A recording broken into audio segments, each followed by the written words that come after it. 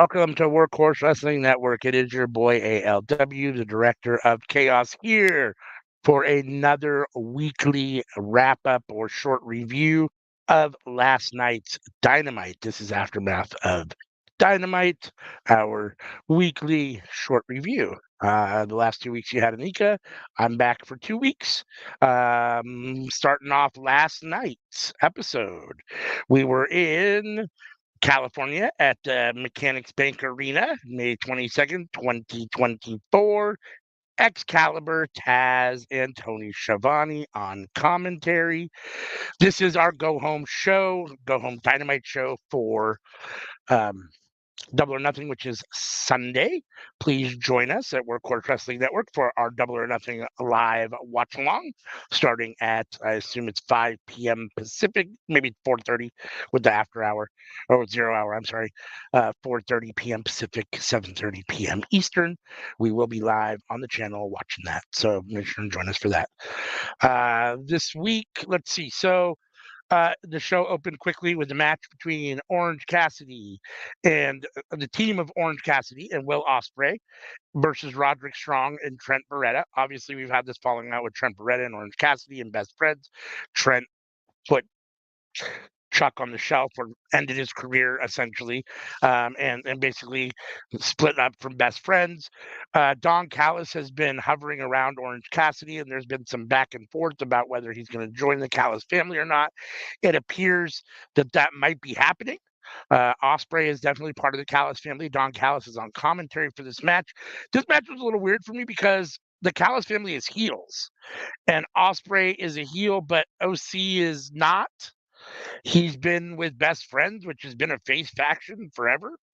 And Roderick Strong and Trent Beretta are both heels. So really all three of these four guys in this match are heels, but the Don Callis family is also heels. So if Orange Cassidy joins the Callis family, he's going to either have to turn heel or something. So this match was a little odd in that regard. But again, we have the ongoing saga between Orange Cassidy and Trent Beretta, which brings us to this. And obviously, Will Ospreay and Roderick Strong are going to be wrestling for that. For Roderick Strong's title. What title is it? Jeez, I'm drawing a blank on what title Roderick Strong is holding at the moment. I think it's a North American Championship, not North American Championship. What is it called? Jeez Louise. Anyhow, it's the title that him and Roderick Strong are going to wrestle for this weekend at Double or Nothing. Will Ospreay will probably win that match, would be my guess. We got Strong pins Cassidy. Wardlow gets involved. The Kingdom gets, well, ultimately the Kingdom gets involved, including Wardlow. Um, Everyone for the Kingdom gets involved at some point. Wardlow hits Ospreay from behind.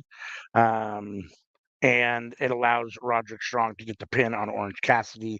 Match was about 13 minutes. Solid.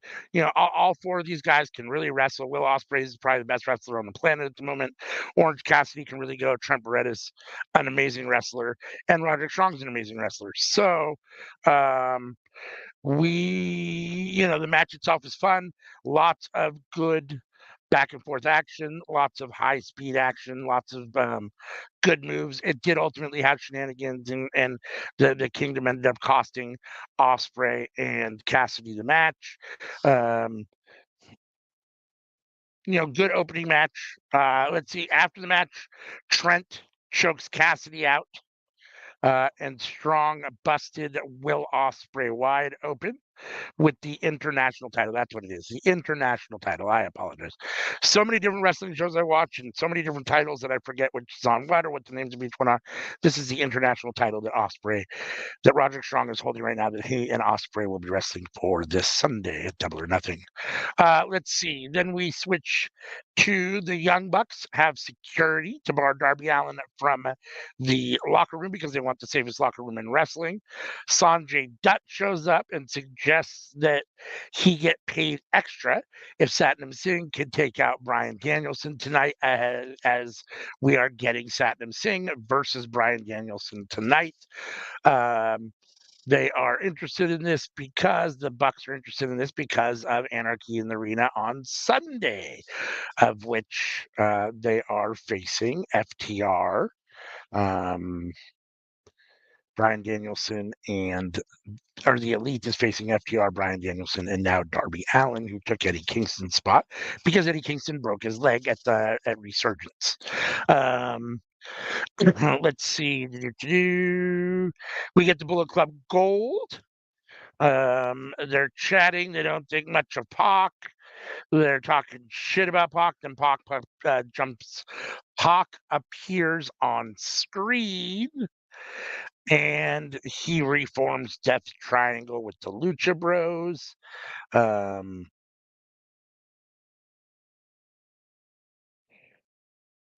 they come down to the ring and clear the ring out, and Pac issues a challenge for the title. Issues a title challenge for at Double or Nothing for the trios titles that Bullet Club Gold now holds.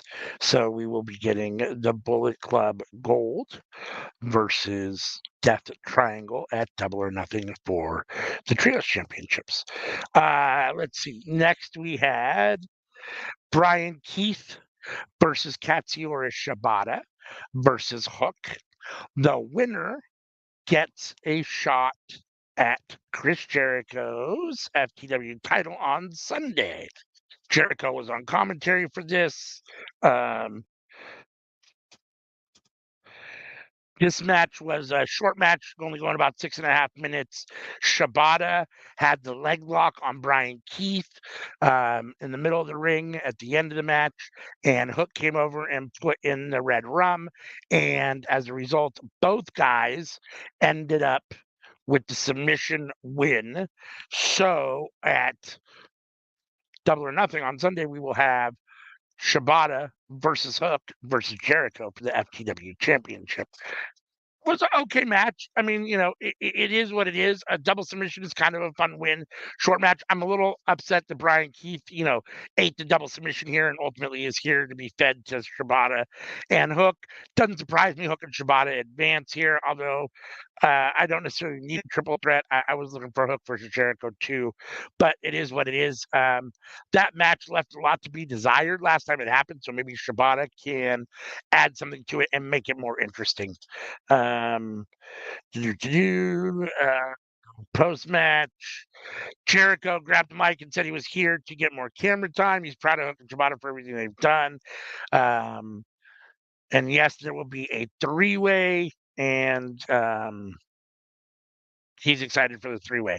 Then we get a look at Mercedes Moné versus Willow Nightingale match from last year from New Japan, which is building up to their match at Double or Nothing on Sunday for Willow's TBS title.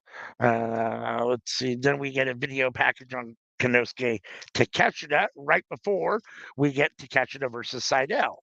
Takeshita beat Seidel pretty handily here. With in 2 minutes with the right hand and gets the pin.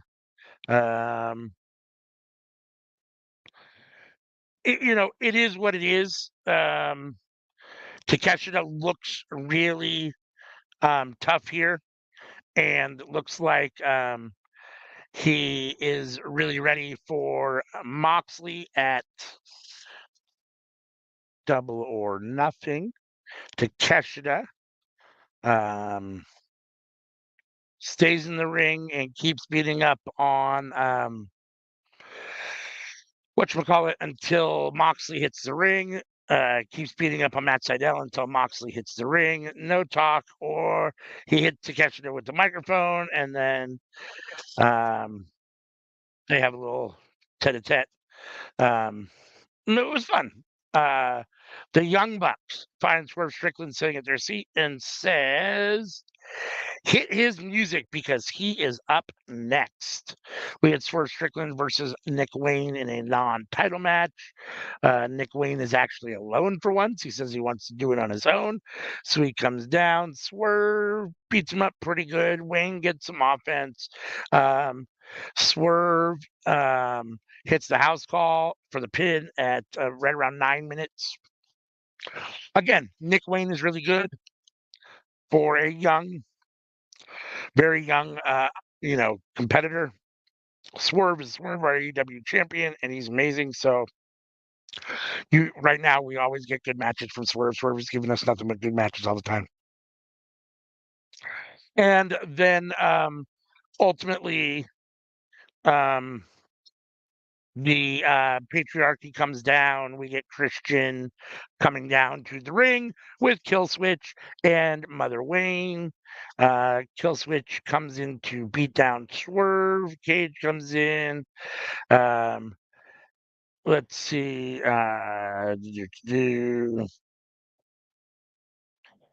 Swerve takes out. Swerve took out Source. Christian tried to leave. Prince Nana blocks him in. Um, Swerve shows up and gives Cage a beatdown. And this is awesome leading up to Double or Nothing, their match at on Sunday. Um, Swerve tried to hit a concerto on the hood of the car, and Cage got out of the way. Um, so this is fun. I'm very interested in Swerve and Christian for the title at Double or Nothing. I assume Swerve's winning, but it should be a fun match. Next, we have Malachi Black versus Kyle O'Reilly in a very good, strong, you know, technical match, back and forth. Um, Malachi Black ultimately gets a win in about 10 and a half minutes. Um, you know, O'Reilly's a solid wrestler. Malachi Black is a solid wrestler. This was a good one-on-one battle. I'm happy for this. I like this. This was fun. Um, and Black is looking, really good heading into the pay-per-view. The lights go out, and Black gets bloodbath. Adam Copeland pops up and says, "See you soon." So we will get Copeland. That's leading up to Copeland and Malachi Black at Double or Nothing on Sunday for the TNT Championship. Then we look at the history of Bryan Danielson and Anarchy in the Arena, what he's willing to do to fight for AEW. Then we get a Double or Nothing rundown. Then we look at Tony Storm stealing Serena Deeb's flag and using it as a towel on Saturday, building up to Serena Deeb and Tony Storm, who are wrestling for the AEW World Championship at Double or Nothing. Solid segment is leading into Tony Storm's match versus the Outcast. Tony Storm and Mariah May versus the Outcast. We get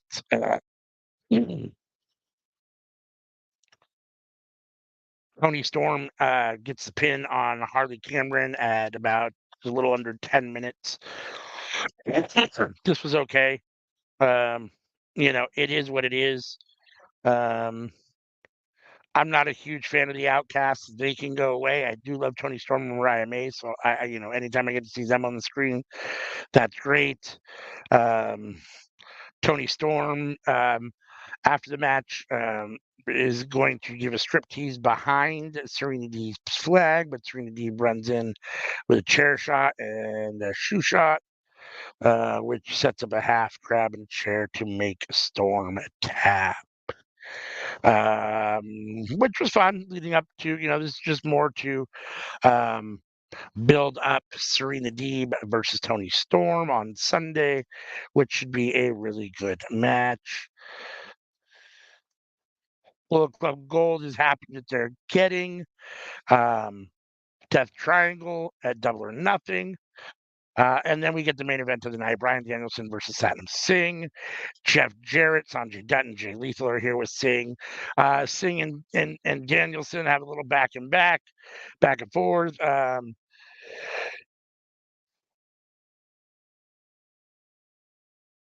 Danielson, Sanjay Dutt helps set up the announce table. It collapses before they can use it on Danielson.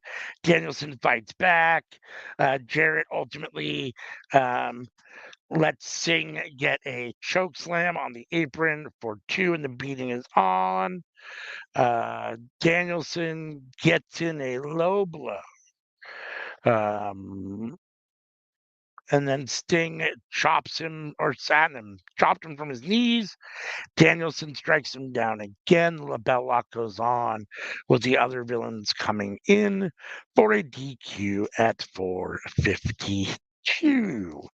So we had Sanjay Dutt and Jay Lethal and Jeff Jarrett come in and obviously mess up this match, cause a DQ right while Danielson has had him singing the LaBelle lock. This was all just an effort to beat up Danielson prior to his match at Anarchy in the Arena. The Elite, made arrangements earlier tonight with Dutt to have Satnam Singh take him out. And this is what they were attempting to do. Post-match, Danielson fights back, gets a guitar. Singh punches the guitar ultimately into pieces, which was kind of a cool thing. The EVPs come out, Matthew Nicholas Jackson. They miss the EVP trigger. Okada comes out, Jack Perry comes out. But Danielson is taken up the ramp by Darby Allin, who Darby Allin taking up the ramp and put in a car with Darby Allin, driven by Tony Khan, and out of the way. Danielson gets in the car. Darby Allin gets out. Darby Allin comes to the ring and fights off the Elite with a flamethrower. Which is kind of interesting. You know, Tony Khan is back from the, I guess, Melter driver, Khan driver, they're calling it now, after he took it. And this was all building up to Anarchy in the Arena, in which we have, like I said before, the Elite, Matthew and Nicholas Jackson, the Young Bucks, with Kazuchika Okada and Jack Perry, the Scapegoat, versus FTR, Darby Allin, and Bryan Danielson on Sunday night at Double or Nothing, Anarchy in the Arena, which could very well be the main event. Well, we don't know. We'll have to see. But that was the main event of this Dynamite. Very solid Dynamite. I enjoyed it a lot. I thought it was a good go home show. I didn't necessarily like that Brian Keith took the loss in the double submission spot. But other than that, I thought it went over really well. I still have my questions about what's going on with Orange Cassidy and the Callis family, and the Callis family being heels and having a match against heels, but it was still a very hot opener. The show I thought was paced well and done well. I thought that it was booked correctly this week. And yeah, I thought it was a very solid go home show. So make sure and join us on Sunday for our watch along of Double or Nothing. And until next week, we will see you. I guess next week. Peace.